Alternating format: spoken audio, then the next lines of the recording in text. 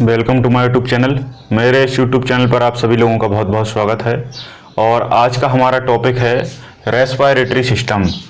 हिंदी में इसको कहा जाता है श्वसन तंत्र। ठीक है, तो जैसा कि नाम से ही स्पष्ट है, आप लोग जानते हैं कि जो श्वसन है उसमें कहीं ना कहीं हमारे शरीर में गैस का अहम रोल होता है, और जिसमें से सबसे इम्पोर्टेंट दो गैसेस हैं, कार्बन डाइऑक्साइड और ऑक्सीजन। इन दोनों गैसों का हमारे शरीर में क्या उपयोग है, कैसे ये काम करती हैं, पूरा इनका प्रोसेस क्या है, इस संपूर्ण अध्ययन को हम रेस्पिरेटरी सिस्टम या श्वसन तंत्र कहते हैं। आज मैं आपको कुछ ऐसी चीज़ें बताऊंगा जिन चीज़ों से अभी तक आज आप अनभिज्ञ थे और कहीं ना कहीं एक बहुत बड़ा कन्फ्यूजन था। कुछ लोगों का मानना ये होता है कि सांस लेना और सांस छोड़ना श्वसन है, जबकि ये पूर्णतः गलत है। सांस लेना और सांस छोड़ना श्वसन नहीं होता, बल्कि श्वासोच्छ्वास होता है। बल्कि क्या होता है? श्वासोच्छ्वास होता है।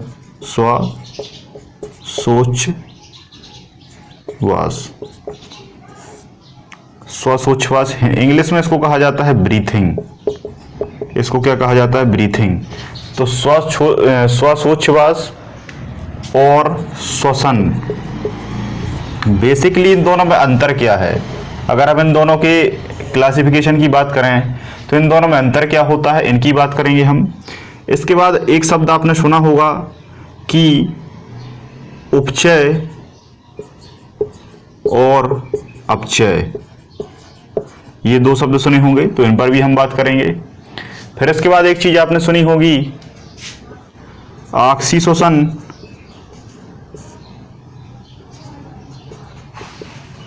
और अनाक्सीशोषण।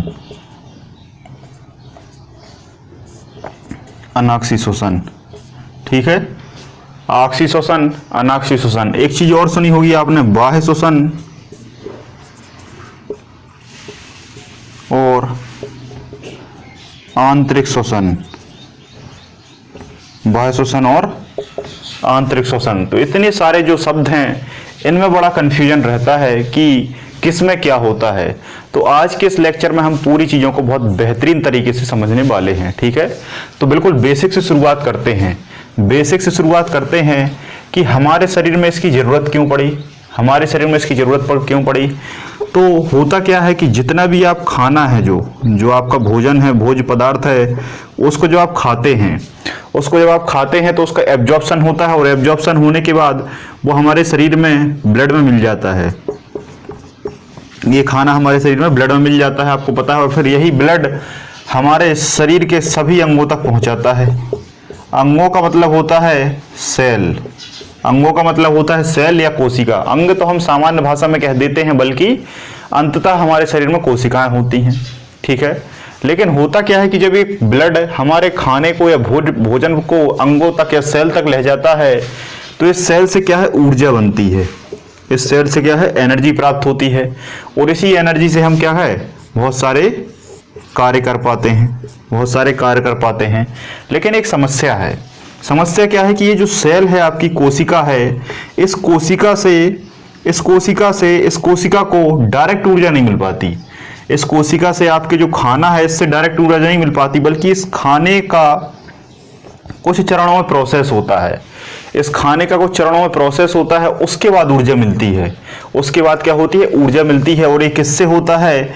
ये आपका दो चीज़ों से होता है। एक होता है आपका ऑक्सीजन और एक होता है आपका कार्बन डाइऑक्साइड। जब ये खाना है, जब आपके खाने को आपके अंगों तक पहुंचाया जाता है, तो अंग में क्या होता है? अंग में आपके बहुत सारे ऑर्गन होते हैं, बहुत सारी प्रोसेस होती हैं, और वहां पर आपके खाने का क्या होता है? ऑक्सीडेशन होता है, ऑक्सीकरण होता है। और ये ऑक्सीकरण किससे होता है? ये ऑक्सीकरण होता है ऑक्सीजन से। और जैसे ही ऑक्सीकरण होता है और आपको ऊर्जा मिल जाती है, और यहाँ से क्या निकल जाती है? CO2 निकल जाती है, और आपकी पूरी प्रोसेस कंप्लीट हो जाती है। फिर ये फेफड़ों से छोड़ दी जाती है। ठीक है, तो ये बेसिकली प्रोसेस है। तो कुल मिलाकर हमने जो खाना खाया है, उसका सही से पाचन हो सके, इसके लिए हम कुछ गैसें लेते हैं, जिसमें से लेने वाली जो गैस है उसको हम ऑक्सीजन कहते हैं, और छोड़ने वाली जो गैस है इसको हम कार्बन डाइऑक्साइड कहते हैं। तो एक चीज़ याद रखिए, सांस लेना और छोड़ना ये आपके शरीर में फेफड़ों का काम है। किसका काम है? फेफड़ों का काम है, जिन्हें इंग्लिश में लंग्स कहा जाता है। जिन्हें इंग्लिश में क्या कहा जाता है, लंग्स कहा जाता है। यहां मैं कुछ चित्र बनाने की कोशिश करता हूं।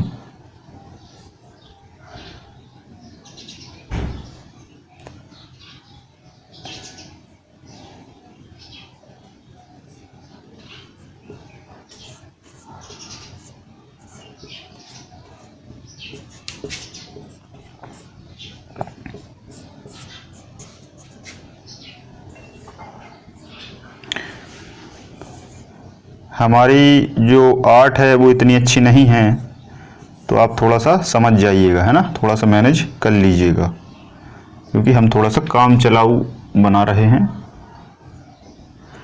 तो ये देखो, यहां से मैंने आपको एक चीज बताई थी कि एक होता है हमारा wind pipe. Wind pipe, wind pipe को हिंदी में क्या कहेंगे, वायु नलिका। ये वायु नलिका होती है जिससे हम सांस लेते हैं।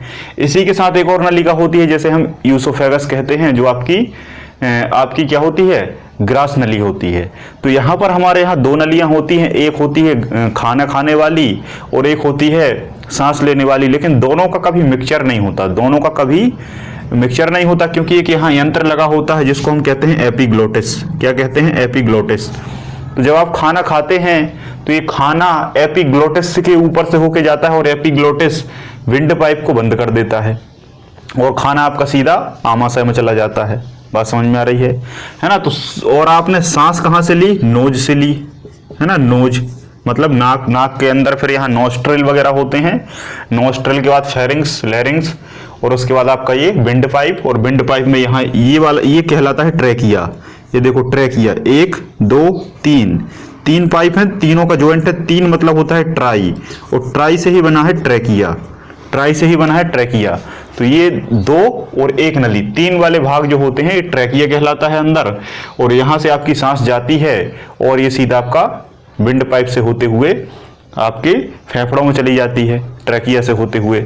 और जैसे इस फेफड़ों में जाती है तो इस फेफड़ों में ये छोटी छोटी ट्यूबल्स होती हैं, बहुत सारी, करोड़ों की संख्या में, बारीक बारीक, है ना। इन्हीं में आपका ब्लड आता रहता है और इन्हीं से आपका ब्लड क्या होता है, फिल्टर होता है। ऑक्सीजन को आप ग्रहण कर लेते हैं, ठीक है, और कार्बन डाइऑक्साइड को आप छोड़ देते हैं, ठीक है। और ये जो प्रोसेस है ये मैंने आपको ब्लड में समझा दी है, तो ब्लड वाला चैप्टर आपको क्लियर होगा, है ना, कि ब्लड ऑक्सीजन कैसे लेता है फेफड़ों से और कार्बन डाइऑक्साइड कैसे छोड़ता है, ठीक है। तो यहां से कार्बन डाइऑक्साइड छोड़ना और ऑक्सीजन लेना, तो यही कहलाता है सांस लेना और सांस छोड़ना। सांस नहीं है वैसे, वो क्या है, श्वास है ना। सही शब्द क्या है, श्वास। श्वास लेना और श्वास छोड़ना, ठीक है। श्वास तत्सम शब्द है और सांस तद्भव शब्द है, संस्कृत से थोड़ा सा तब्दील हो गया है। तो सांस लेना और सांस छोड़ना यही कहलाता है आपका श्वासोच्छ्वास। क्या कहलाता है, श्वासोच्छ्वास, जिसे हम ब्रीथिंग कहते हैं, ठीक है। जब कभी भी सांस लेने में किसी को समस्या होती है तो डॉक्टर ये नहीं कहता कि आपको रेस्पिरेटरी प्रॉब्लम है, आपको रेस्पिरेटरी प्रॉब्लम है। डॉक्टर क्या कहता है कि आपको ब्रीथिंग प्रॉब्लम है। क्या है, आपको ब्रीथिंग प्रॉब्लम है, मतलब सांस लेने में आपको बहुत दिक्कत हो रही है, या तो आपको ब्रोंकाइटिस है, या तो आपको क्रोनिक ब्रोंकाइटिस हो गया है, या तो आपको अस्थमा हो गया है ना, दमा हो गया है, या आपको टीबी हो गई है, खांसी हो गई है, सर्दी जुकाम, है ना। ऐसे बहुत सारे बुखार हैं, अभी कोरोना वायरस भी चल रहा है, तो कोरोना वायरस भी आपका अटैक इसी फेफड़े पर करता है। अब मैं एक चीज और बताना चाहूंगा जो ज्ञान की है। जब कभी भी व्यक्ति की स्थिति गंभीर होती है तो वो ऑक्सीजन नहीं ले पाता, और आपको पता है कि जब ऑक्सीजन नहीं ले पाता व्यक्ति तो उसके शरीर में ऑक्सीडेशन नहीं होगा, और ऑक्सीडेशन किसका नहीं होगा, खाने का नहीं होगा, और खाने का जब ऑक्सीडेशन नहीं होगा तो ऊर्जा नहीं मिल पाएगी, और जब ऊर्जा नहीं मिल पाएगी तो शरीर की जो अंग हैं, मतलब कोशिकाएं हैं, वो जीवित नहीं रहेंगी, मतलब मर जाएंगी। और जब कोशिका मर जाएंगी तो उसे हम मृत्यु कहते हैं। समस्त कोशिकाओं की मृत्यु हो जाना, आपके शरीर में लाखों कोशिकाएं हैं, इनकी समस्त कोशिकाओं की मृत्यु हो जाना ही मृत्यु कहलाता है। बात क्लियर है। तो कोशिका ऊर्जा से चलती है, और ऊर्जा खाने से मिलती है, और खाने से ऊर्जा ऑक्सीडेशन से मिलती है, जिसमें सबसे जरूरी है ऑक्सीजन। इवन आपको पानी ना दिया जाए, खाना ना दिया जाए, चल जाएगा, आप जी लेंगे, ठीक है। एक साइंस के मोटे तौर के अनुसार कि 12 हफ्ते तक अगर आपको खाना ना मिले तो आप जीवित रह सकते हैं। 12 हफ्ते तक आप जीवित रह सकते हैं। लेकिन ऑक्सीजन अगर आपकी 2 मिनट के लिए छोड़ ली जाए, 2 मिनट के लिए ऑक्सीजन ना मिले तो आपने जो भी खाया है, जो भी है, वो सब निपट जाओगे आप। तो बात समझ में आई। तो ऑक्सीजन को इसी कारण जीवनदायिनी गैस भी कहते हैं। तो ऑक्सीजन सबसे इंपॉर्टेंट है। तो जब गंभीर स्थिति होती है ना, तो उसमें क्या होता है, ऑक्सीजन हम नहीं ले पाते क्योंकि हमें होश नहीं होता, हमारे जो फेफड़ों की सेल है वो इनएक्टिव अवस्था में चली जाती हैं। तब हमें यहाँ पर एक मास्क सा लगा दिया जाता है। आपने देखा होगा हॉस्पिटल में, बहुत सारे फिल्मों में, सीरियल में बताते हैं, इस तरीके से वो लगा रहता है यहाँ पे, उसको हम कहते हैं ऑक्सीजन लगा है। ठीक है, यहाँ पर कांच का लगा दिया जाता है, वो यहाँ से आपके पूरे मुंह को पैक कर लेता है और वो कुछ प्रेशर के माध्यम से ऑक्सीजन को आपके अंदर पहुंचा देता है। ठीक है, उसे ऑक्सीजन कहते हैं। लेकिन कभी कभी क्या होता है कि आपकी स्थिति बहुत ज़्यादा गंभीर हो जाती है, जैसे कोरोना में होती है। तो बहुत ज़्यादा गंभीर जब स्थिति होती है तो अगर यहाँ ऑक्सीजन लगा है फिर भी हम ऑक्सीजन नहीं ले पाते, क्योंकि जो आपकी नाक है, नोज है, नोस्ट्रेल है, ट्रैकिया है और ये फेफड़े हैं, ये सब बहुत ज़्यादा विपरीत स्थिति में पहुंच जाते हैं, बहुत ज़्यादा क्रिटिकल स्टेज में पहुंच जाते हैं कि ये ऑक्सीजन के मास्क लगाने पर भी ऑक्सीजन नहीं ले पाते। क्योंकि यहाँ ऑक्सीजन का मास्क लगा है तो ये वाला हिस्सा आपका एक्टिव होना चाहिए, तो यहाँ से ऑक्सीजन देते रहते हैं और ये लेता रहता है। लेकिन जब यही पूरा इनएक्टिव हो गया, क्रिटिकल स्टेज में पहुंच गया, तब फिर हम व्यक्ति को वेंटिलेटर पर रखते हैं। और वेंटिलेटर में भी ऑक्सीजन को दिया जाता है, लेकिन एक अंतर है। अंतर क्या है कि उसमें मास्क नहीं लगता, बल्कि उसमें मशीनों द्वारा कुछ नलियां होती हैं, कि ट्यूबल्स होती हैं छोटी छोटी, वो आपके नाक के जरिए यहां से सीधा अंदर करके नोस्ट्रल से होती है, ट्रैकिया से होती है और आपके फेफड़े के अंदर तक जोड़ दी जाती है। बात समझ में आई। सीधी नली आपके यहां से भी डाल सकते हैं, मुंह से भी डाल सकते हैं, और वो नली सीधी आपके फेफड़ों में पहुंचा दी जाती है। फिर सीधी, देखो बात समझ में आई। ऑक्सीजन देना केवल यहां से है, लेकिन फेफड़ों तक ऑक्सीजन देना वेंटिलेटर कहलाता है। ठीक है, तो वेंटिलेटर पर व्यक्ति को रखना सबसे ज्यादा क्रिटिकल स्टेज होता है, क्योंकि आपने देखा है भी कोरोना जो है वो अटैक इस फेफड़ों पर ही करता है। ये हाल फिलहाल का क्वेश्चन बन सकता है कि कोरोना वायरस से कौन सा अंग प्रभावित होता है। कोरोना वायरस से कौन सा अंग प्रभावित होता है, अभी मैं बहुत सारी बीमारियां बताऊंगा आपको, लास्ट में बहुत सारी बीमारियां बताऊंगा। तो कोरोना भी आपके फेफड़ों में संक्रमण कर देता है, इसी कारण व्यक्ति को वेंटिलेटर पर रखा जाता है ताकि ऑक्सीजन को पहुंचाया जाए और जीवित व्यक्ति रह सके। ठीक है, तो ये बेसिक बात थी जो आपको समझ में आ गई होगी। तो सांस लेना और सांस छोड़ना श्वसन नहीं है, बल्कि ब्रीथिंग कहलाता है, श्वासोच्छ्वास कहलाता है। ये आज आपको पता चला होगा। ठीक है, लेकिन एक चीज और है, कहीं कहीं जब हम आंतरिक श्वसन और बाह्य श्वसन की बात करते हैं, तो बेसिकली आंतरिक श्वसन हमारे अंगों के अंदर होता है, जो अभी आगे मैं समझाऊंगा। लेकिन बाह्य श्वसन में भी हम सांस लेने और सांस छोड़ने को काउंट कर लेते हैं। सांस लेने और सांस छोड़ने को बाह्य श्वसन में हम काउंट कर लेते हैं, लेकिन सांस लेना और छोड़ना श्वासोच्छ्वास कहलाता है। वास्तविक तौर पर श्वासोच्छ्वास या ब्रीथिंग कहलाता है। इस बात को आप याद रखिएगा। एक फैक्ट याद रख लेना, कई बार पूछा जाता है कि मानव एक मिनट में कितनी सांस लेता है। मानव एक मिनट में कितनी सांस लेता है, तो 12 से 15 बार पर मिनट। ठीक, ये क्वेश्चन कई बार पूछा है। एक ऑप्शन आपका 12 रहेगा, या 13 रहेगा, या 14 रहेगा, या 15 रहेगा। इनमें से एक ऑप्शन आपको मिलेगा और 3 ऑप्शन इसके आगे या इसके पीछे होंगे। ठीक है, तो आपको 12 से 15 बार पर मिनट मनुष्य एक बार में ऑक्सीजन लेता है। ठीक है, अगर और गहराई से पूछे तो आपका जो फेफड़ा है, फेफड़े हैं, उन फेफड़ों में कितनी ऑक्सीजन बन सकती है। आपके जो फेफड़े हैं उनमें कितनी ऑक्सीजन बन सकती है, तो लगभग 5800 ml, लगभग 5800 ml ऑक्सीजन आपके फेफड़ों में बन सकती है। इतनी ऑक्सीजन की जो क्षमता है वो हमारे फेफड़ों में होती है, मतलब इतनी ऑक्सीजन को आप हमारे फेफड़ों में भर सकते हैं। ठीक है, और एक चीज और याद रखना, श्वसन का जो मापन है, श्वसन का जो मापन है ना, श्वसन का मापन हम स्पाइरोमीटर के द्वारा करते हैं। श्वसन का मापन, श्वसन माप, देखो श्वसन में क्या है, श्वसन एक ऐसी प्रक्रिया है कि श्वसन में श्वासोच्छ्वास भी आता है, क्योंकि श्वसन की प्रारंभिक क्रिया होती है सांस लेना, लेकिन सांस लेना ही पूरा श्वसन नहीं हो जाता, बल्कि सांस लेने के बाद हमारे अंदर ऑक्सीजन एंटर करती है, फिर उसके बाद श्वसन शुरू होता है, जो अभी मैं आगे आपको बताऊंगा। ठीक है, तो श्वसन में पहली क्रिया श्वासोच्छ्वास होती है, और इस पूरी प्रोसेस को मापने का काम जो है वो स्पायरोमीटर यंत्र करता है। कौन करता है? स्पायरोमीटर यंत्र करता है। अगर आपसे पूछे कि फेफड़ों का अध्ययन हम किस में करते हैं, तो फेफड़ों का अध्ययन में आप क्या लगाएंगे? पल्मोनोलॉजी। किस में करते हैं? पल्मोनोलॉजी, है ना। पल्मोनोलॉजी में हम फेफड़ों का अध्ययन करते हैं, स्टडी ऑफ लंग्स, पल्मोनोलॉजी।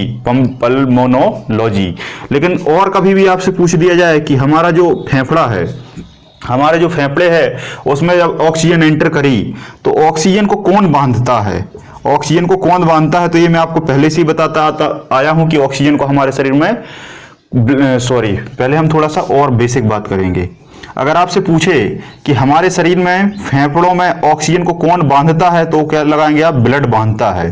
कौन बांधता है? ब्लड बांधता है, रक्त बांधता है और अंगों तक ले जाता है, सभी अंगों तक ले जाने का काम करता है। ठीक है, ऑक्सीजन तो खुद तो बहेगी नहीं, इसको डिजोल्व कौन करेगा? ब्लड करेगा। तो कितना करता है? तो इसमें एक आंकड़ा आता है कि 100 ml जब ब्लड रहेगा तो इसमें 20 ml ऑक्सीजन बॉन्डेड हो सकती है। जब 100 ml आपका ब्लड रहेगा तो इसमें 20 ml ऑक्सीजन बॉन्डेड हो सकती है। तो आप लगा लीजिएगा कि आपके शरीर में कितना ब्लड है, उसके हिसाब से उतनी ऑक्सीजन बॉन्डेड हो सकती है। बस ये आंकड़ा याद रखें।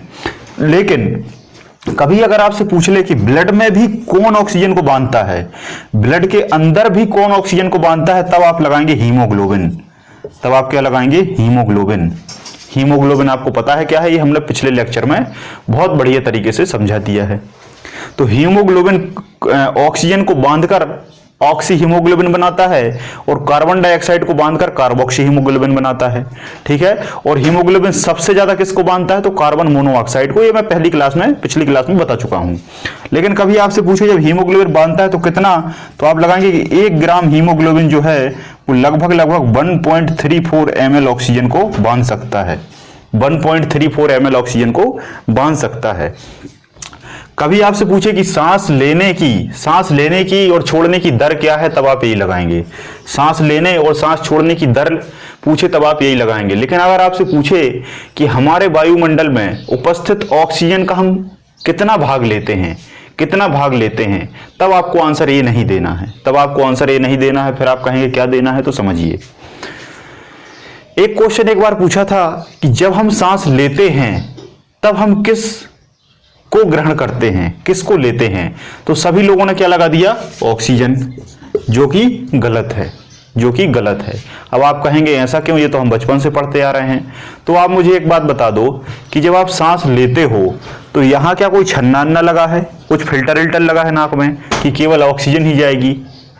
बात बताओ मुझे, तो यहां कुछ छन्ना लगा है क्या? कुछ नहीं लगा। तो हम कभी भी ऑक्सीजन नहीं लेते, बल्कि हम वायु लेते हैं।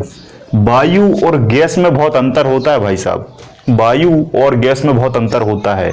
ऑक्सीजन गैस है, कार्बन डाइऑक्साइड गैस है, हीलियम गैस है, नाइट्रोजन गैस है, कार्बन डाइऑक्साइड गैस है। बात समझ में आ रही है ना। लेकिन ये सभी का जो मिश्रण है वो वायु है। तो वायु एक मिश्रण है। तो सभी गैसों को एक साथ हम वायु कहते हैं, हवा कहते हैं। और ये वायु भी 2 प्रकार की होती है, एक हवा होती है और एक पवन होती है। ये थोड़ा सा ज्योग्राफी का टॉपिक आ गया। वायु 2 प्रकार की होती है, एक हवा होती है, एक पवन होती है। जब वायु हमारे कमरे में स्थिर है तब वो वायु है, तब वो हवा है। लेकिन जब वो बहने लगती है तो वो पवन कहलाती है। पवन अवन के भी बहुत सारे प्रकार हैं, स्थायी पवनें, अस्थायी पवनें, पछुआ पवनें, ये सब हम ज्योग्राफी में पढ़ेंगे। यहाँ हम अपने टॉपिक से नहीं भटकते हैं। तो वायु और गैस में आपको अंतर यहां समझ में आया होगा। तो अब ऐसा याद रखना कि हम किसे ग्रहण करते हैं? वायु को ग्रहण करते हैं। फेफड़े में क्या जाती है? वायु जाती है। और वायु क्या है? मिश्रण है। किस किस का मिश्रण है? तो इसमें सब कुछ है। ऑक्सीजन भी जाती है, नाइट्रोजन भी जाती है, कार्बन डाइऑक्साइड भी जाती है। जो जो हमारे वातावरण में रहेगा वो सब जाएगा। लेकिन हमारा जो ब्लड है वो ऑक्सीजन को ले लेगा, बाकी सबको छोड़ देगा, बाकी सबको छोड़ देगा। तो हमारे वातावरण में 21% क्या है, ऑक्सीजन है। हमारे वातावरण में 21% ऑक्सीजन, लेकिन हम केवल 17% ऑक्सीजन ही ले पाते हैं, 17% ऑक्सीजन ही ले पाते हैं। बात समझ में आई? नहीं आई? समझो, जब आपने सांस ली तो इसमें केवल ऑक्सीजन नहीं गई, इसमें और भी गैसें गई।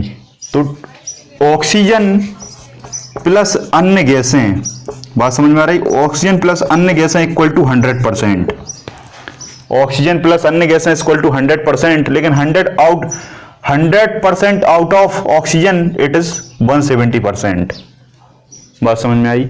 मतलब 21% का अगर इसे तुलना करेंगे तो 21% से हम लगभग अपेक्षाकृत 17% ही ऑक्सीजन ले पाते हैं। और छोड़ने की अगर बात करें तो वातावरण में छोड़ते हम क्या है, ऑक्सीजन, और ऑक्सीजन कितनी है, 0.03%। लेकिन हम जब ऑक्सीजन छोड़ते हैं, जब हम कार्बन डाइऑक्साइड छोड़ते हैं तो लगभग 4% कार्बन डाइऑक्साइड इस वातावरण की अपेक्षा छोड़ते हैं। वैसे इतने लेवल से कभी क्वेश्चन आते नहीं हैं, लेकिन मेरी एक आदत है कि मैं सभी चीजों को पढ़ाता हूं, कोई चीज को छोड़ने का काम मैं बिल्कुल भी नहीं करता।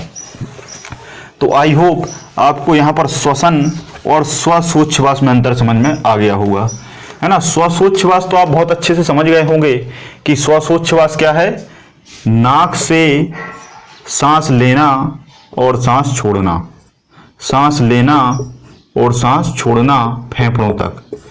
ये नाक से फेफड़ों तक ये क्या है, यह श्वासोच्छ्वास है, जैसे इंग्लिश में हम ब्रीथिंग कहते हैं, ठीक है।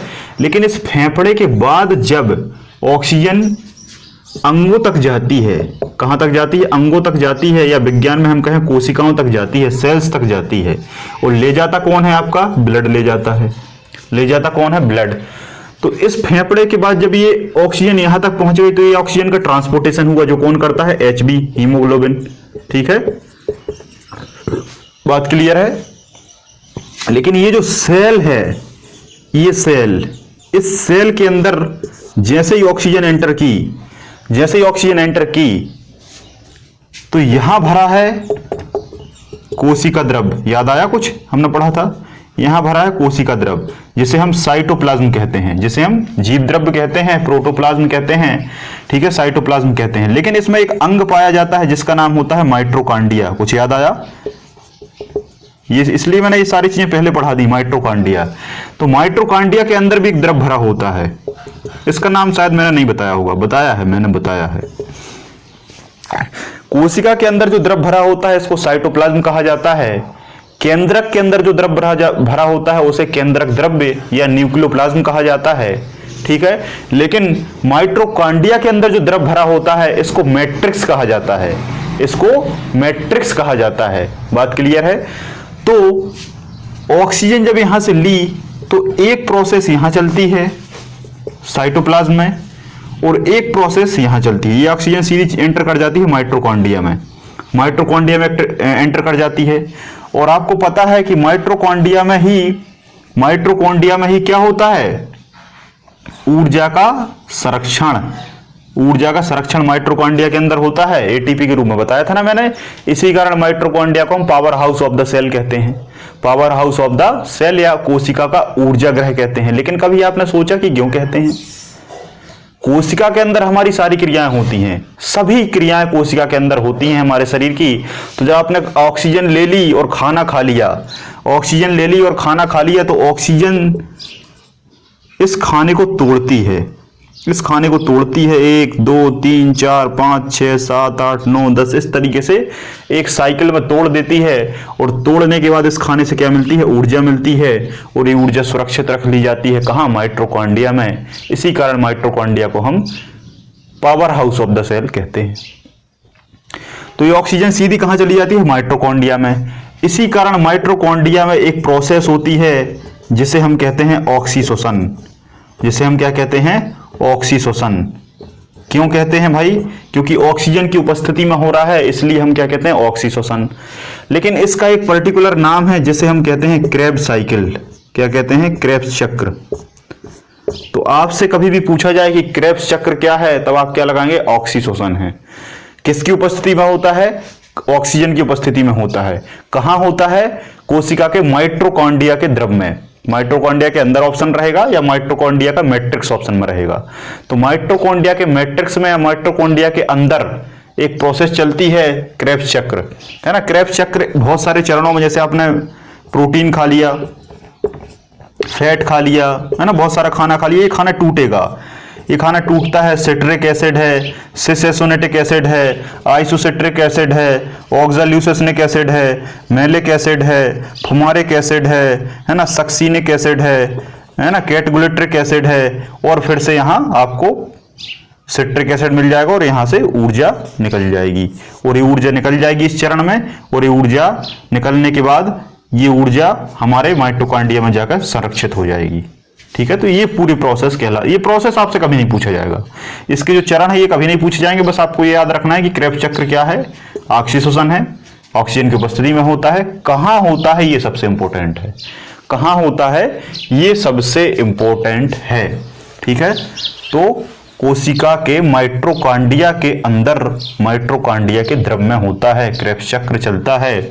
और जो क्रेब्स चक्र है इसकी खोज हेनरी क्रेब्स के द्वारा की गई थी, हेनरी क्रेब्स के द्वारा की गई थी, और इससे 36 एटीपी ऊर्जा निकलती है।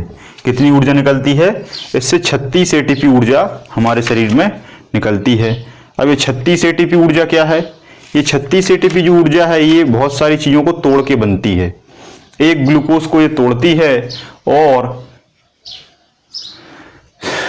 एक ग्लूकोज को तोड़ती है और 36 एटीपी ऊर्जा निकलती है, और इसका जो अंतिम उत्पाद है वो आपका CO2 प्लस C2H5OH होता है, मतलब कार्बन डाइऑक्साइड और एथिल अल्कोहल। इस चीज को आपको बहुत अच्छे से याद रखना है। ये क्वेश्चन कई बार पूछा जाता है कि क्रेब्स चक्र का अंतिम उत्पाद क्या है। क्रेब्स चक्र का अंतिम उत्पाद आप वेरी वेरी मोस्ट IMP करके डालेंगे रेड पेन से। ठीक है, तो एक ग्लूकोज को क्रेब्स चक्र तोड़ता है 36 एटीपी में। आपने 1000 ग्लूकोज खाए हैं कि 10,000 खाए हैं कि 50,000 खाए हैं जी, के 1 लाख खाए हैं, जितने भी आपने ग्लूकोज मतलब जितना भी खाना खाया है वो क्रेब्स चक्र तोड़ देगा, और 36 करके बहुत सारी ATP एडोनेशन ट्राइफॉस्फेट के रूप में ऊर्जा माइटोकॉन्ड्रिया में इकट्ठी रख ली जाएगी। फिर जब आपको जरूरत पड़ेगी तो माइटोकॉन्ड्रिया निकाल के आपके अंगों को दे देगा। और अंतिम उत्पाद क्या है? और कार्बन डाइऑक्साइड। तो इसी कार्बन डाइऑक्साइड को फिर कोशिका से बाहर कर दिया जाता है, इसी कार्बन डाइऑक्साइड को कोशिका से बाहर कर दिया जाता है, फिर ब्लड में ये मिल जाती है और ब्लड फिर फेफड़ों तक ले आता है और फेफड़े नाक से इसको छोड़ देते हैं। बात समझ में आई? अभी तक आपने सांस लेना और सांस छोड़ना पढ़ा होगा, लेकिन सांस लेने के बाद उस सांस का क्या होता है, उस ऑक्सीजन का क्या होता है, वो आज आपको पता चला होगा। ठीक है, तो ये पर्टिकुलर ब्लड से होते हुए सेल, और सेल के अंदर माइटोकॉन्ड्रिया, और उसके अंदर उस द्रव्य के अंदर क्रेब्स साइकिल में, क्रेब्स मतलब ऑक्सीशोषण, उसके अंदर एक ग्लूकोज को 36 में तोड़ देता है, ऑक्सीजन निकल जाती है, एथिल अल्कोहल बन जाता है। इस एथिल अल्कोहल का उपयोग हो जाता है सेल में ही, लेकिन इस कार्बन डाइऑक्साइड का कोई उपयोग नहीं है, तो इसको बाहर कर दिया जाता है सेल से। फिर बाहर सेल के कौन मिलेगा? फिर बाहर सेल को इसे पिक करने के लिए बैठा है कौन? Haemoglobin, blood. तो हीमोग्लोबिन ने इसको फिर से पिक कर लिया, जोड़ लिया, कार्बोक्सी हीमोग्लोबिन बना लिया, फिर फेफड़ों तक पहुंच गया। फेफड़ों ने कहा भाई अब तुम्हारा कोई काम नहीं है, तो नाक तक पहुंचा दिया, और नाक ने कहा कि हमारा तो एक ही काम है, तुम्हें बाहर करना। तो इस तरीके से पूरी प्रोसेस कंप्लीट हो जाती है। इस समग्र प्रोसेस को श्वसन कहते हैं। बात आई समझ में? सांस लेने से लेकर ऊर्जा बनने तक, कार्बन डाइऑक्साइड छोड़ने से लेकर उसे बाहर छोड़ने तक, इस पूरी प्रोसेस को कहा जाता है श्वसन। तो श्वसन का एक छोटा सा भाग है श्वासोच्छ्वास। बात क्लियर है ना? अब इसी के बीच में एक प्रोसेस और चलती है, उसे हम कहते हैं ग्लाइकोलाइसिस। अब वो प्रोसेस क्यों चलती है उसका भी एक कारण मैं आपको बताने की कोशिश करता हूं। क्रेब्स चक्र तो आपने नोट कर लिया है ना, इस पे आपको कोई दिक्कत नहीं होना चाहिए। क्रेब्स चक्र और ग्लाइकोलाइसिस से बहुत सारे क्वेश्चन आज तक पूछे गए हैं, प्रत्येक एग्जाम को आप उठा के देखेंगे तो आपको क्वेश्चन मिलेंगे। अब कभी कभी क्या होता है कि कभी कभी हमें ऊर्जा की जरूरत पड़ती है, कोशिका को ऊर्जा की जरूरत पड़ती है, कोशिका को ऊर्जा की जरूरत पड़ती है, लेकिन ऑक्सीजन नहीं मिल पाता। आप कहेंगे ऑक्सीजन तो हम लगातार ले रहे हैं, लेकिन कभी कभी क्या होता है कि हम कुछ ऐसी स्थिति में चले जाते हैं जहां ऑक्सीजन की मात्रा कम है।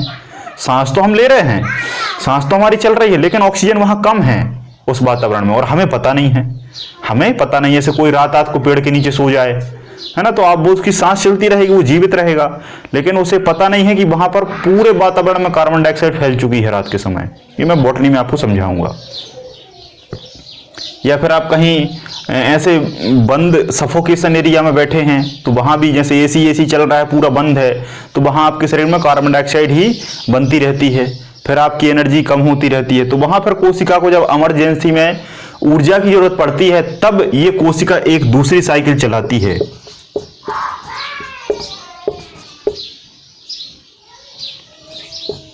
जिसे कहते हैं ग्लाइकोलिसिस। ग्लाइकोलिसिस। अब आप कहेंगे ये क्यों? ये इसलिए क्योंकि इसे हम अनाक्सी श्वसन कहते हैं। अनाक्सी श्वसन, क्योंकि ये ऑक्सीजन की एब्सेंट में होता है, ऑक्सीजन की अनुपस्थिति में होता है, ऑक्सीजन की अनुपस्थिति में होता है। जब आपके अंदर ऑक्सीजन नहीं है, या फिर ऑक्सीजन सीधी इसने ले ली, किसने? क्रेब्स चक्र ने ले ली माइटोकॉन्ड्रिया के अंदर, तो इसको नहीं मिल पाई। अब एक चीज और समझो, माइटोकॉन्ड्रिया के अंदर क्रेब्स चक्र चल रहा है इसके अंदर, लेकिन ये जो साइकिल है, ये जो ग्लाइकोलाइसिस है, ये इसके अंदर नहीं चलता, ये केवल और केवल इस द्रव में चलता है, इस द्रव में। ये वेरी वेरी मोस्ट इंपॉर्टेंट है कि ग्लाइकोलाइसिस कहां चलता है, तो ये चलता है आपका कोशिका द्रव्य में, कोशिका द्रव्य में, ठीक है, जिसे हम साइटोप्लाज्म कहते हैं, साइटोप्लाज्म या जीव द्रव्य कहते हैं, है ना। और क्रेब्स चक्र यहां नहीं चलता, वो कहां चलता है? वो माइटोकॉन्ड्रिया के अंदर, माइटोकॉन्ड्रिया के द्रव्य में चलता है, जिसे हम मैट्रिक्स कहते हैं। तो ये अंतर आपको बहुत अच्छे से याद रखना है। ये सेल के अंदर चलता है, यहां द्रव्य में, कोशिका के द्रव्य में चलता है ना, कौन? ग्लाइकोलाइसिस। लेकिन ये अनाक्सी श्वसन है, क्योंकि ये ऑक्सीजन की अनुपस्थिति में होता है। बस एक ही चीज याद रखना है आपको कि ये क्या करता है? ग्लूकोज को तोड़ देता है, और एक ग्लूकोज को तोड़ने के बाद 2 एटीपी की ऊर्जा बनाता है ना। कहीं कहीं 8 एटीपी भी लिखा रहता है, लेकिन एक वो तो रेंज है। देखो, जैसे देखा जाए तो क्रेब्स चक्र जो है वो 30 से 38 एनर्जी तक बनाता है एटीपी। बेसिकली अगर साइंस के आप उसमें देखेंगे तो 30 से 38 एटीपी के बीच में ऊर्जा बनाता है, लेकिन इसका एवरेज 36 मिलता है, इसलिए आप 36 ही लगाएंगे, 36 एटीपी, है ना। और इसका भी क्या है? 2 से 8 तक है, लेकिन इसका सही आंसर 2 ही आता है, ठीक है। तो कोई भी चीज साइंस में फिक्स नहीं होती, फ्लक्चुएट होती रहती है, लेकिन आपको यही लगाना है। अंतिम उत्पाद में पूछे तो अंतिम उत्पाद में 2 बनते हैं, CO2 बनता है और H2O बनता है। इस H2O, इस पानी का उपयोग हमारी कोशिका कर लेती है, और इस कार्बन डाइऑक्साइड का कोई उपयोग नहीं है, तो इसको भी इसी के साथ छोड़ दिया जाता है, और फिर ब्लड इसको लेकर बाहर चला जाता है। तो ग्लाइकोलाइसिस प्रोसेस आपको समझ में आ गई होगी। दोनों का काम कुछ नहीं है, दोनों का काम क्या है? भोजन को तोड़ना और खाना तैयार करना, खाने से ऊर्जा तैयार करना, ठीक है। होता क्या है कि जितना भी आपने खाना खाया, ग्लूकोज बन गया, ग्लूकोज इसमें मिल गया, किसमें? कोशिका द्रव्य में। कोशिका द्रव्य में जब ग्लूकोज मिलेगा तो ये कैसा हो जाएगा? कंसंट्रेट हो जाएगा, सांद्रण हो जाएगा, गाढ़ा हो जाएगा। जब गाढ़ा हो जाएगा तो इसमें दिक्कत होने लगेगी, फिर ग्लाइकोलाइसिस प्रोसेस शुरू करेगा, कौन? कोशिका। ग्लाइकोलाइसिस शुरू करेगा और उस ग्लूकोज को लगातार तोड़ेगा, किसमें? ग्लूकोज को तोड़ेगा, ग्लूकोज 6 फास्फेट में, glucose 6 phosphate, glucose 1,6 diphosphate, glucose fructose phosphate, glucose fructose 1,6 diphosphate, 3 phosphoglyceric acid, 2 phosphoglyceric acid, 1,2 diphosphoglyceric acid, 1,2 diphosphoglyceric aldehyde, है ना, 3 phosphoglyceric aldehyde, 2 phosphoglyceric aldehyde, phosphoenol pyruvic acid और पायरुविक एसिड। इस तरीके से बहुत सारे चरण होते हैं जो आपको याद नहीं करने, क्योंकि ये चरण बहुत ज्यादा कॉम्प्लिकेटेड हैं। ये जब आप एडवांस लेवल पर बायोलॉजी को पढ़ेंगे तब ये चीजें पूछी जाती हैं। ये रिटर्न में आता है, जैसे आप मेन साइंस दे रहे हैं, मेन साइंस में क्वेश्चन पूछ ले 15 नंबर में, 10 नंबर में, तो वहां ये बहुत डिटेल से लिखना पड़ता है। लेकिन यहां आपको वनडे एग्जाम के दृष्टिकोण से केवल आपको ये याद रखना है कि ग्लाइकोलाइसिस कैसा श्वसन है, तो अनाक्सी है, ऑक्सीजन की अनुपस्थिति में होता है, और सबसे इंपॉर्टेंट चीज कि इसमें 2 एटीपी की ऊर्जा बनती है, 2 एडोनेशन ट्राइफॉस्फेट अणु, और सबसे महत्वपूर्ण अंतिम उत्पाद इसका कार्बन डाइऑक्साइड और जल है, CO2 और जल है। इसमें 8 एटीपी। देखो, थोड़ा सा आप क्या करना, मेरे हिसाब से एक लाइन छोड़ के लिखना और थोड़ा सा अंतर मैनेज कर लेना। एक तरफ क्रेब्स साइकिल लिखना, एक तरफ ग्लाइकोलाइसिस साइकिल लिखना। अनाक्सी श्वसन, आक्सी श्वसन, है ना, 36 एटीपी, 2 एटीपी, अंतिम उत्पाद जल, कार्बन डाइऑक्साइड, और अंतिम उत्पाद ये, ठीक है, थोड़ा सा मेंशन कर लेना अंतर, है ना। तो दोनों पर जब नजर पड़ती है तो एक बार में रिवीजन में दिक्कत नहीं जाती, इस तरीके से थोड़ा सा समस्या हो जाती है ना। ये साइटोप्लाज्म में होता है और वो हमारे कोशिका के आपका उसमें चलता है, माइटोकॉन्ड्रिया के मैट्रिक्स में चलता है ना। लेकिन माइटोकॉन्ड्रिया का मैट्रिक्स अगर कभी ऑप्शन में ना रहे, माइटोकॉन्ड्रिया का मैट्रिक्स कभी ऑप्शन में ना रहे तो माइटोकॉन्ड्रिया का जीव द्रव्य रहेगा, माइटोकॉन्ड्रियल द्रव्य रहेगा, है ना। या फिर क्रस्टी भी रह सकता है, क्रस्टी। आप कहेंगे क्रस्टी क्या समस्या है, तो अपने सिलेबस को पलटाओ और अपने नोट्स में देखो कि मैंने माइटोकॉन्ड्रिया में और क्या क्या पढ़ाया था, तो वहां आपको पता चल जाएगा कि क्रस्टी क्या है। कुछ नहीं, एक छोटी सी संरचना होती है कोशिका के अंदर, नहीं बल्कि माइटोकॉन्ड्रिया के अंदर। फिर ये क्या होता है, एक चीज और बताता हूं मैं आपको। मेरी एक बहुत गंदी आदत है कि मैं अंदर से अंदर बहुत ज्यादा पहुंच जाता हूं। अब मुझे एक चीज और याद आ रही है, जैसे मैंने ग्लाइकोलाइसिस चक्र समझाया और ग्लाइकोलाइसिस चक्र समझाया और क्रेब्स चक्र समझाया, लेकिन इसके बाद एक और चक्र होता है, एक और चक्र होता है जिसे कहा जाता है इलेक्ट्रॉन अभिगमन तंत्र, इलेक्ट्रॉन अभिगमन तंत्र या इलेक्ट्रॉन ट्रांसपोर्ट सिस्टम। ये क्रेब्स चक्र के आगे का चरण है, क्रेब्स चक्र के आगे का चरण है इलेक्ट्रॉन ट्रांसपोर्ट सिस्टम। वहां इलेक्ट्रॉन क्रस्टी में चला जाता है, फिर वहां एक चक्र और चलता है, उसमें भी बहुत सारे चरण हैं, है ना। फिर एक केल्विन चक्र होता है ना, केल्विन चक्र होता है। फिर एक आपका फास्फोरिलेशन चक्र होता है, फास्फोरिलेशन 1, फास्फोरिलेशन 2, इलेक्ट्रॉन अभिगमन तंत्र, है ना, पेंटोस साइकिल, बहुत सारे चक्र होते हैं, लेकिन इतना कभी पूछा नहीं जाता, ये सब आपके काम के लिए नहीं है, ठीक है। ये सब आपको याद नहीं रखना, बस आपको ये याद रखना है कि ग्लाइकोलाइसिस कहाँ चलता है, क्या उत्पाद है, कितनी ऊर्जा। एक चीज और याद रखना, कभी कभी हो सकता है ग्लाइकोलाइसिस ऑप्शन में ना रहे, तो फिर क्या रहेगा ऑप्शन में, तब रहेगा ईएमपी चक्र। ग्लाइकोलाइसिस को ईएमपी चक्र भी कहते हैं, है ना। जहां आप लिखें उसमें ब्रैकेट में लिख लेना टाइटल में, ग्लाइकोलाइसिस को ईएमपी चक्र भी कहते हैं। अब आप कहेंगे क्यों कहते हैं, तो 3 वैज्ञानिक थे, एम्बेडन, मेयरहॉफ और पार्थ। क्या था, एम्बेडन, मेयरहॉफ और पार्थ है, पार्थ है क्या है,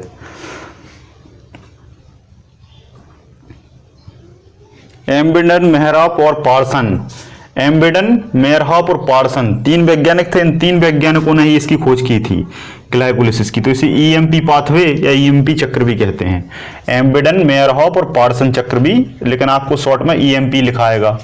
और जो आपका क्रेब्स है, इसको भी कहते हैं आपका क्या, इसको हम कहते हैं citric acid cycle, citric acid चक्र या सिट्रिक एसिड साइकिल भी कहते हैं, सिट्रिक एसिड चक्र या सिट्रिक एसिड साइकिल कहते हैं। एक और नाम है इसका टीसीए चक्र, सिट्रिक एसिड साइकिल भी कहते हैं और टीसीए चक्र भी कहते हैं। आप कहेंगे टीसीए क्या है, टीसीए का मतलब होता है ट्राई कार्बोक्सिलिक एसिड चक्र, ट्राई कार्बोक्सिलिक एसिड चक्र या ट्राई कार्बोक्सिलिक एसिड साइकिल भी इसे कहते हैं। तो ये 2 नाम आपको थोड़ा सा याद रख लेना है ना। इतना आप याद रख लेंगे तो आपको श्वसन से कभी कोई क्वेश्चन बाहर नहीं जाएगा, इतना आपका सफिशिएंट होता है। तो आपको श्वसन भी पता चल गया, श्वास भी पता चल गया, आक्षी श्वसन भी पता चल गया, अनाक्षी श्वसन भी पता चल गया, बाह्य श्वसन भी पता चल गया और आंतरिक श्वसन भी पता चल गया। बाह्य श्वसन क्या है, जो नाक से सांस लेते हैं छोड़ते हैं, बाह्य श्वसन है। चलो एक बार फिर से रिवाइज करता हूं मैं। श्वसन पूरी प्रोसेस है, ऊर्जा बनने से लेकर सांस लेने छोड़ने तक पूरी प्रोसेस श्वसन है। श्वासोच्छ्वास केवल सांस लेना और छोड़ना है, ठीक है। अनाक्षी श्वसन ऑक्सीजन की अनुपस्थिति में होगा, जो ग्लाइकोलाइसिस है। आक्षी श्वसन ऑक्सीजन की उपस्थिति में होगा, जो क्रेब्स चक्र है, ठीक है। ऑक्सीजन पता चल गया। इसको इंग्लिश में एरोबिक और एनारोबिक रेस्पिरेशन कहते हैं। इसके अलावा आपका है आंतरिक श्वसन, पहले बाह्य श्वसन, बाह्य श्वसन में भी यही आएगा, सांस लेना छोड़ना, लेकिन आंतरिक श्वसन में अंदर होने वाला, अंदर क्या होता है, ग्लाइकोलाइसिस होता है और क्रेब्स साइकिल होता है, ये आंतरिक श्वसन होते हैं, ठीक है। तो इतना आपको सफिशिएंट रहेगा। और क्या बता सकते हैं हम, और क्या आ सकता है, हाँ एक चीज और, कभी कभी क्या होता है कि आपका जो ग्लूकोज है, इस ग्लूकोज को हम तोड़ते हैं किसमें, पायरोबिक एसिड में। ग्लूकोज टूटता है पायरोबिक एसिड में, पायरोबिक एसिड टूटता है फिर ये लैक्टिक एसिड में, ठीक है। कभी कभी होता है, ये हमेशा नहीं होता। ग्लूकोज से टूटता है पायरोबिक एसिड, पायरुविक एसिड भी मैंने आपको बताया, ग्लूकोज से पायरुविक एसिड कैसे बनता है, ग्लाइकोलिसिस से, है ना। बहुत सारे मैंने अभी चरण बताए। तो उस चरण में अंतिम उत्पाद होता है पायरुविक एसिड, पायरुविक अम्ल। लेकिन कभी कभी क्या होता है, ये पायरुविक अम्ल से लैक्टिक अम्ल बन जाता है। क्या बन जाता है, लैक्टिक अम्ल। और ये जो लैक्टिक अम्ल है ये आपकी मांसपेशियों में जमा हो जाता है, मांसपेशी या मसल्स में जमा हो जाता है, और यही आपका थकान का कारण होता है, यही आपकी थकान का कारण होता है। कई बार आपने सुना होगा, एग्जाम में देखा होगा कि थकान का कारण क्या है, तो आपकी मांसपेशियों में लैक्टिक अम्ल जम जाता है। इसको नोट करके लिख लेना, थकान का कारण है मांसपेशियों में या मसल्स में लैक्टिक अम्ल का जमाव। लैक्टिक अम्ल कैसे बनता है, पायरुविक अम्ल से, है ना। ये ग्लूकोज से ग्लाइकोलिसिस की प्रोसेस से ये टूटकर हमारी मांसपेशी में जम जाता है और हमें थकावट महसूस होने लगती है। ठीक है, तो इतना डाटा सफिशिएंट है। चलो यहां तक जल्दी से बताओ, सारी चीजें समझ में आई।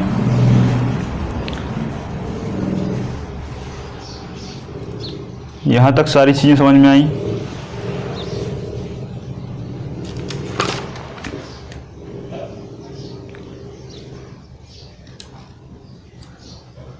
कभी आपसे पूछ सकता है कि जो अनाक्षी श्वसन है, देखो आक्षी श्वसन तो सभी जंतुओं में होता है, आक्षी श्वसन तो सभी जंतुओं में होता है, और अनाक्षी श्वसन कुछ विशेष चीजों में भी होता है।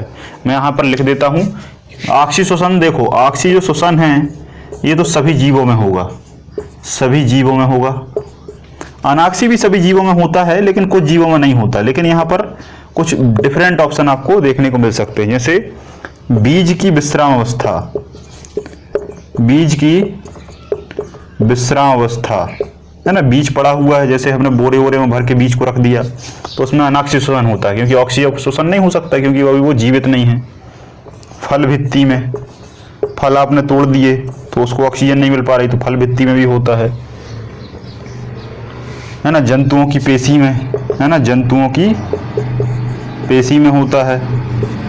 ठीक है, सूक्ष्म जीवों में होता है, सूक्ष्म जीवों में होता है जब वो क्या करते हैं, किण्वन करते हैं, फर्मेंटेशन करते हैं। ठीक है, तो फल की विश्राम अवस्था में, बीज की विश्राम अवस्था में, फल भित्ति में, जंतुओं की पेशी में, सूक्ष्म जीवों के किण्वन से या सूक्ष्म जीव में, ये सारा अनाक्षी श्वसन होता है। और ऑक्सी श्वसन तो आप जानते ही, ये सभी जीवों में होता है, ऑक्सीजन की उपस्थिति में होता है, इसमें कोई दिक्कत वाली बात है नहीं है। ठीक है, एक अंतिम चीज और आपसे पूछ सकता है कि जो प्लूरल गुहा है, वो क्या है। तो आपके जो फेफड़े हैं वो प्लूरल गुहा में स्थित होते हैं, फेफड़े जो हैं वो आपके प्लूरल गुहा में स्थित होते हैं। मतलब जो आपकी अभी मैंने बनाया था ना, तो ये जो पूरी गुहा है, यहाँ पर जो देह गुहा है, इस देह गुहा को हम किस नाम से जानते हैं, प्लूरल गुहा या प्लूरल कैविटी। इसी में हमारे फेफड़े स्थित होते हैं, क्योंकि फेफड़ों का अध्ययन होता है पल्मोनोलॉजी, और यही पल्मोनोलॉजी से बना है प्लूरल। ठीक है, तो इस पॉइंट को आप याद रखें। एक और याद रखें कि जो श्वसन है इसको कंट्रोल कौन करता है, तो ब्रेन का एक हमारा भाग होता है। अभी आगे ब्रेन पढ़ाऊंगा तो वहां बता दूंगा, यहाँ शॉर्ट में लिख देता हूँ, मेडुला ऑब्लांगेटा। ये मैंने आगे भी लिखा है, मेडुला ऑब्लांगेटा, ब्रेन में हम डिटेल से पढ़ेंगे। तो ये हमारी श्वसन तंत्र को कंट्रोल करता है। एक चीज और बताना भूल गया मैं,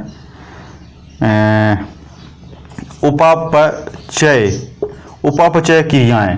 देखो उपापचय क्रियाएं जो हैं, इन्हें हम क्या कहते हैं, मेटाबॉलिक रिएक्शन। इंग्लिश में क्या कहते हैं, मेटाबॉलिक रिएक्शन, उपापचय क्रियाएं। लेकिन उपापचय क्रियाएं बेसिकली क्या है, प्रकाश संश्लेषण है। प्रकाश संश्लेषण क्या है, उपापचय क्रिया है ना। लेकिन प्रकाश संश्लेषण हमारे अंदर तो होगा नहीं, ये तो जीवों में होगा, तो इसलिए हम इसे बॉटनी में पढ़ेंगे। लेकिन उपापचय को जब क्लासिफाइड किया गया तो ये दो चीजों से बना है, उपचय और अपचय। उपचय अपचय इक्वल टू उपापचय। ठीक है, अब ये उपचय क्या है, अपचय क्या है, तो उपचय को कहते हैं हम एनाबॉलिक और अपचय को हम कहते हैं कैटाबॉलिक। ठीक है, अपचय क्या होता है, इसमें सभी चीजें जुड़ती हैं। ठीक है, जो भी वस्तु है वो जुड़ती हैं। और अपचय में क्या होता है, विखंडन, टूटना। अब आप कहेंगे क्या बता रहे हैं आप। ठीक है, जैसे आपने खाना खाया तो खाना का क्या होता है, खाने का विखंडन होता है। खाना छोटे छोटे कणों में टूटता जाता है, तो विखंडन है। कैसी क्रिया है, कैटाबॉलिक है। कैसी क्रिया है, अपचय है। और कौन करता है, ऑक्सीजन करता है। ऑक्सीजन करता है। तो ऑक्सीजन जब आप लेते हैं तो श्वसन कहलाया। तो श्वसन में आपसे पूछ सकता है कि श्वसन कैसी क्रिया है, तब आप क्या लगाएंगे, अपचय। श्वसन कैसी क्रिया है, श्वसन एक अपचय क्रिया है जो कि क्या करती है, सांस को लेती है और सारी चीजों को तोड़ने का काम करती है। बात समझ में आई। तो ये दोनों चीजों को याद रखना। बेसिकली जो अपचय है इसका ज्यादा रोल इसमें नहीं होता, अपचय का रोल होता है आपका प्रकाश संश्लेषण में। प्रकाश संश्लेषण में बहुत सारी चीजें जुड़ती भी हैं और टूटती भी हैं, है ना। तो प्रकाश संश्लेषण क्या है, उपापचय क्रिया है, लेकिन हमारा श्वसन क्या है, अपचय क्रिया है, कैटाबॉलिक क्रिया है, जिसमें विखंडन होता है, खाना छोटे छोटे कणों में टूटकर बारीक हो जाता है और फिर इससे किसी भी प्रकार की कोई भी एनर्जी तैयार हो जाती है और उस एनर्जी को हम गेन कर लेते हैं और माइटोकॉन्ड्रिया में उसे इकट्ठा रख दिया जाता है। इसी कारण उसको हम माइटोकॉन्ड्रिया को power house of the cell कहते हैं। आज का लास्ट हमें पढ़ना है श्वसन से संबंधित बीमारियां।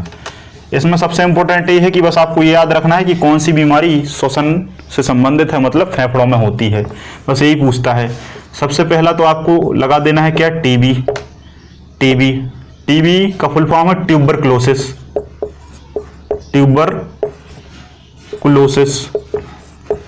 ट्यूबरक्लोसिस को टीबी कहते हैं, ट्यूबरक्लोसिस कहते हैं, और क्या कहते हैं, हम इसे तपेदिक, और हम क्या कहते हैं, तपेदिक, और क्या कहते हैं, क्षय रोग, और क्या कहते हैं, और क्या कहते हैं, इक्ष्मा, है ना, इक्ष्मा। ये डॉक्टर ने मुझसे एक बार कहा था, इक्ष्मा। ठीक है, तो इतनी सारी चीजें हैं। टीबी नाम है, ट्यूबरक्लोसिस, तपेदिक, क्षय रोग और दमा, ये सब किससे संबंधित है, फेफड़े से संबंधित है, सांस लेने में दिक्कत होने लगती है। माइटोबैक्टीरियम ट्यूबरक्लोसिस बैक्टीरिया से होता है, मैं आगे बैक्टीरियल डिसीज में बताऊंगा। टीबी के बारे में आप चिंता मत करें, ये सारी बीमारियों को डिटेल से समझाया जाएगा। बस अभी आप इतना याद रखें, क्वेश्चन जो बनता है कि श्वसन संबंधित कौन सी बीमारियां हैं, कौन सी बीमारी में श्वसन इन्फेक्टेड होता है। तो सबसे पहले टीबी हो गया, फिर लिखें आप ब्रोंकाइटिस, वैसे इसका पूरा नाम है क्रोनिक ब्रोंकाइटिस, बस आप इतना याद रख लें, काम चल जाएगा। फिर क्या है आपका दमा को इंग्लिश में कहते हैं अस्थमा। दमा के बाद क्या आएगा आपका, दमा हो गया, ब्रोंकाइटिस हो गया, तपेदिक हो गया, हाँ सबसे इंपॉर्टेंट निमोनिया, माइटोबैक्टीरियम न्यूमोनी, है ना, किससे होता है ये, माइटोबैक्टीरियम न्यूमोनी से। ये आगे हम बैक्टीरिया में पढ़ेंगे, ये सारी बीमारी हम बैक्टीरिया में पढ़ेंगे, निश्चिंत रहें अभी आप।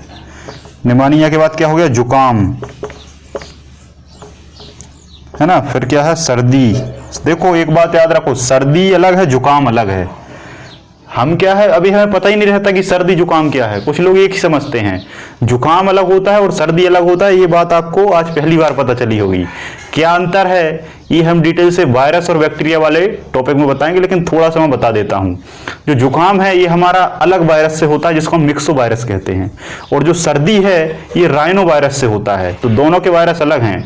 जुकाम हल्का फुल्का होता है, निकल जाता है, लेकिन जब सर्दी आपको दबोचती है तो ये लंबे समय तक चलती है, लगभग 15 दिन 1 महीने में आप ठीक हो पाते हैं। तो दोनों में अंतर है, याद रखना। और आज आप जाके बताना सभी को कि सर्दी अलग है, जुकाम अलग है। कैसे अलग है, तो वायरस के नाम बता देना। तो सर्दी और जुकाम आपको किसको इन्फेक्टेड करते हैं, आपके फेफड़े को इन्फेक्टेड करते हैं।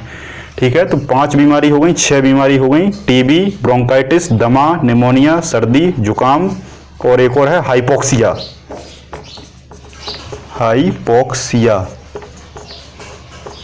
हाँ, हाइपोक्सिया।